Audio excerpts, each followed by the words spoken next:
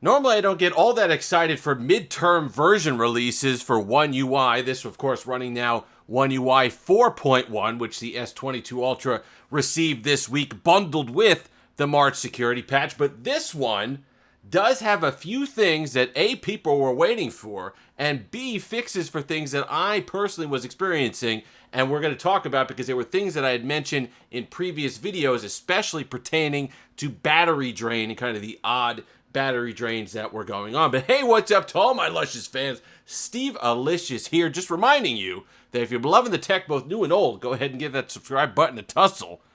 It certainly means a lot to me. So the big one of the ones that I was able to notice right off the bat was there was some difference made, at least in my eyes, to camera lag. And we're going to pull it up. I'm going to do a live demo, which of course means it's going to fail miserably.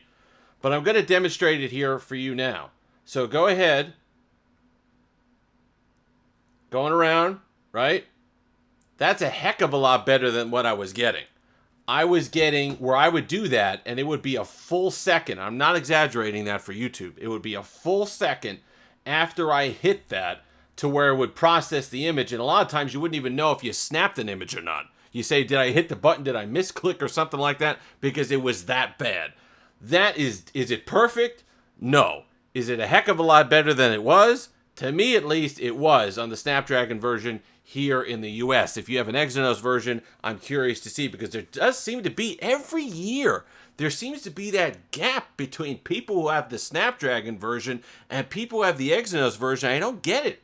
Because you think the Exynos version, their chip, they have the opportunity to work with the hardware. It might be better, but now it's the Snapdragon that always comes out on top. Battery improvements. I am now getting over 6 hours comfortably, and that is with Galaxy Wear on. And there was an update to Galaxy Wear. They did include that in the OneUI 4.1 update. So I'm wondering if there was some sort of Bluetooth optimization there that wasn't happening before, because the off-screen drain is significantly better. Remember in that video that I was showing that if I had my S3 Frontier, my Gear Watch, hooked up to my S22 Ultra, it drained, I think, 15% of the available battery in a day, which was absolutely off the charts. Now that's down to 3%, and I wore it for the entire day yesterday just to double check that. 3% down from 15. So definitely, I'm able to get to over 6 hours of battery life using Bluetooth, using my wearables, which is a significant difference from before the patch. So if that was something that you saw, that you noticed, that you were getting a big battery drain and you had your Galaxy Watch or whatever other smartwatch hooked up to your S22 Ultra, that seems to be something that they worked on. The gaming optimization, I didn't notice it in the first place. A lot of people said they did. They had problems with Genshin Impact right off the bat, and they removed it. Two things. I give him credit for at least acknowledging something and within a couple weeks removing it, or at least throttling it to some point where it's only going to kick into effect when the chip is overheating or overloaded. I get why they do it. I get why it's in the software. I get why they want to try to make it so this device manages its heat and manages the power and all the rest of it for battery life and the heat and the optimization to keep it running at the best possible performance. But you have to give us the choice. You absolutely have to give people the choice. If we want to run this with all the control rods removed, all right, in the reactor, that's our choice. We're adults. We get to do that. So that way we could get the maximum performance of whatever game that we happen to be playing. And I don't think that's totally outrageous to ask for. Even if you want to make it a toggle, even if you want to have it on by default, which I could live with, because enough people are going to not really notice, or they're going to want those optimizations by default with the battery life, because the battery life is going to be more performance than perhaps max FPS on asphalt or something like that. I get that, but you have to include it as a toggle at the very least. So good on Samsung for, what was that, 2 weeks turnaround time? In case other companies that have potential issues are out there wondering how you usually handle something. Acknowledge it. Say you're sorry. Say you were wrong. Offer a fix, all within about a 2 or 3 week time frame.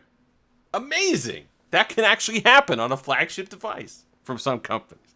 I don't know. Samsung's certainly not perfect, but I do like how they handle stuff. They had the FPS problem on the S21 Ultra. They put out a beta patch on the Note to test if their solution worked, and then it was resolved relatively quickly. So it's nice to see that they are able to put out patches that actually fix a lot of the problems that people have. And the big thing was camera lag and battery improvements. And some people were complaining, saying that the camera wasn't quite up to their liking. I really am the night mode.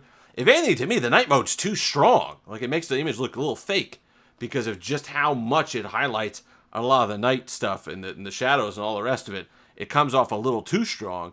But other than that, the camera's been fine. I don't know what they would tweak on camera performance. I know a lot of people were talking about color tones and all the rest of it. That's going to be personal preference. There are so many things that go into these cameras now.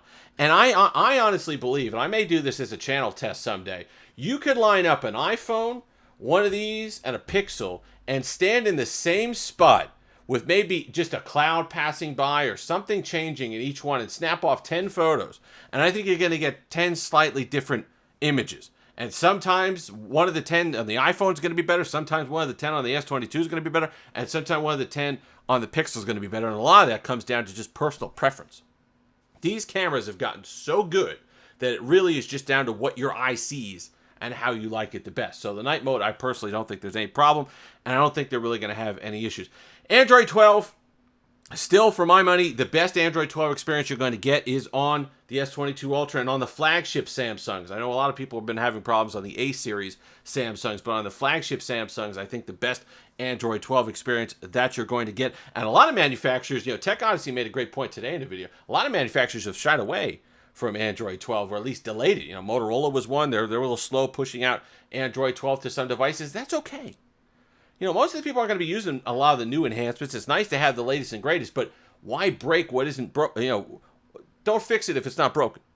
If there's something that you have that's optimized well and it's running, and the Microsoft Surface Duo 2 is running Android 11, Microsoft Surface Duo motor devices, stuff like that, stick with Android 11 if you can't make it work. A lot of people, no shame in not making Android 12 work. Samsung had problems right off the bat. Pixel had a ton of problems right off the bat. They still haven't resolved it through multiple generations of devices. So I don't think there's any shame in sticking with Android 11 if you got it polished and running well. But I'm curious to see, A, what the Exynos people have going on. What are your complaints? What would you like seeing resolved in a patch? And if you were having the camera lag was awful. Like downright bad. And I'm not someone that complains about nitpicky stuff, but that was you can't have it where you click the shutter and it's a full second before you even acknowledge that there was a photo taken. I don't care how long the processing is. Don't tell me you could go into expert raw and it doesn't happen in expert raw, and then you can scale the photo down, but it's still going to be in the same. This is consumer level tech. Consumer level tech. If I can't point and shoot, then you need to work on your process. And Samsung, hopefully they listen. To me, the lag's a little bit better. We'll see.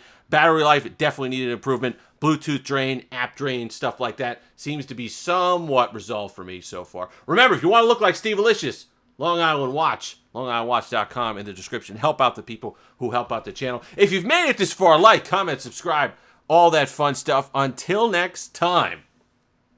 We got enough plants? Going to Daiso again tomorrow. Should we have more plants? You got a tech reviewer, you need plants. Have that Steve Alicious day.